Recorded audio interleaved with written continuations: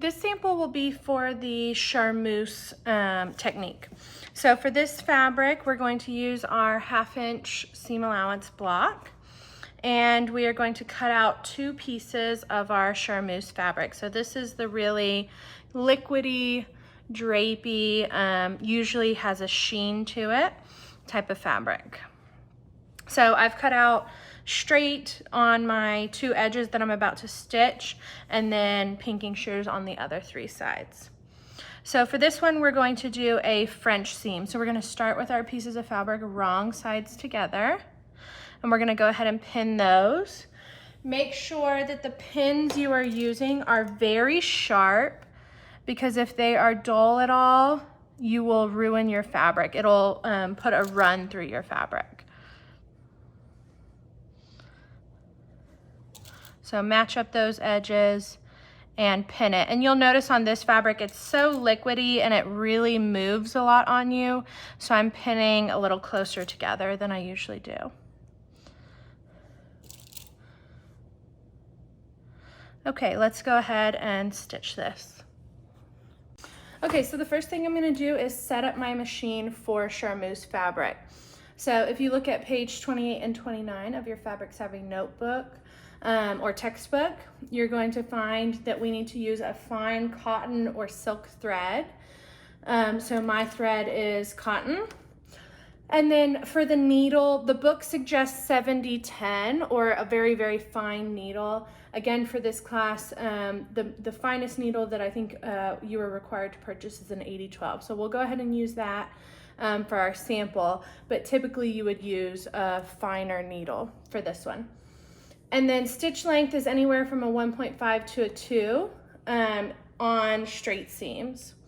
And then for your foot, we're just going to use our standard foot. And now we'll go ahead and get started stitching. Okay, so I have my machine set to a 2.0 stitch length, and then we're going to do a French seam on this sample. So again, we have our fabric wrong sides together, and now we're going to start with a 1/4 inch seam. So line up the edge of your fabric with that 1/4 inch marking.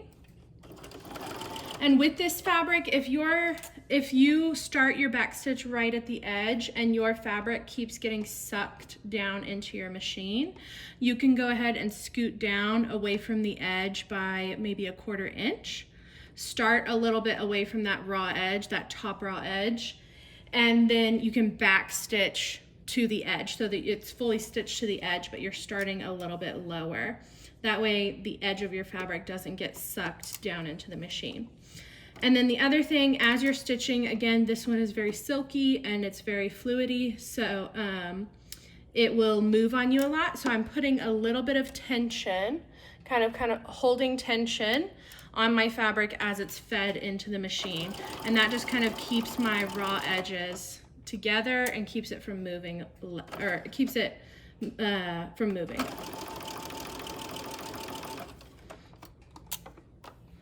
And then I'm just kind of using my hand here at the back to guide it through. I'm not really pulling on it, I'm just kind of guiding it through the machine.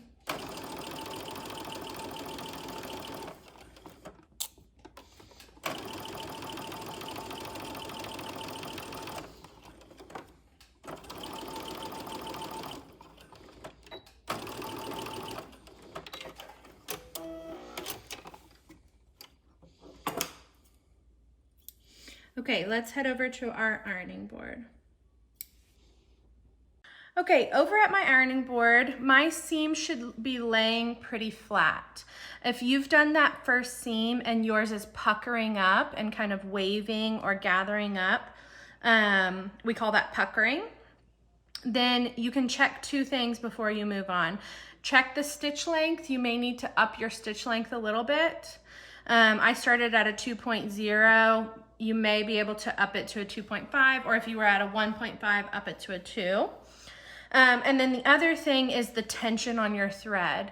So your machine should have a tension dial that you can adjust, and if you need to, you can loosen that a little bit so that it doesn't pucker your fabric. So double check that before you move on to any of the next steps. Okay, so for a French seam, the next thing we're going to do is trim down this seam allowance. And that's because we don't want these hairs, see all these hairs coming off that raw edge, we don't want those sticking out of our final seam. So I'm gonna trim this down, and I'm just taking off about 1/16 of an inch and just taking off all of those raw hairs, or raw edge. Okay, now we're going to bust open this seam.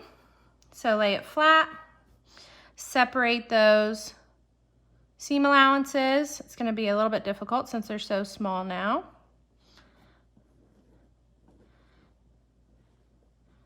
And then press it. And make sure that your iron is on most likely the polyester setting if you bought polyester Charmeuse, or if you happen to buy silk Charmeuse, you can put it on your silk setting.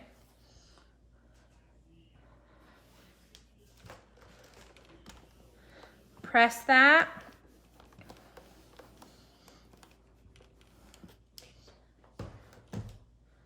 And then we're going to close this like the pages of a book. So I'm going to put this, if these were my little pages in between, close my two covers, and I should just have my seam on the edge. So right on that, get that seam right on the edge. We're going to press it.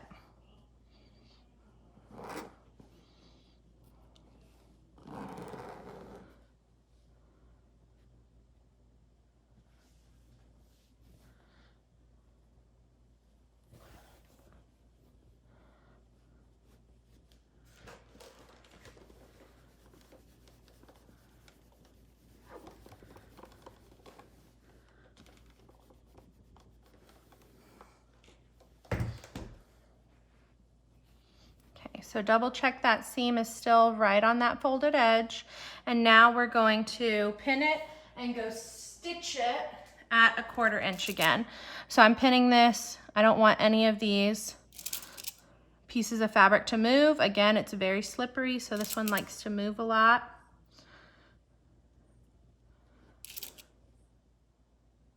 Okay, so I'm going to use that pressed edge as my guide and stitch another 1/4 inch seam. Okay, over at my machine, line up that folded edge with the 1/4 inch marking on your machine. Again, you can scoot it back a little bit so you're not starting right on that raw edge at the top of your sample. Excuse me, bumped the camera. Okay, so scoot it in just a little bit, start your forward stitch, and then you can back stitch to the edge, and that'll help avoid getting that fabric sucked down into the machine. And again, I'm still putting a little bit of tension on the front as it gets fed into the machine.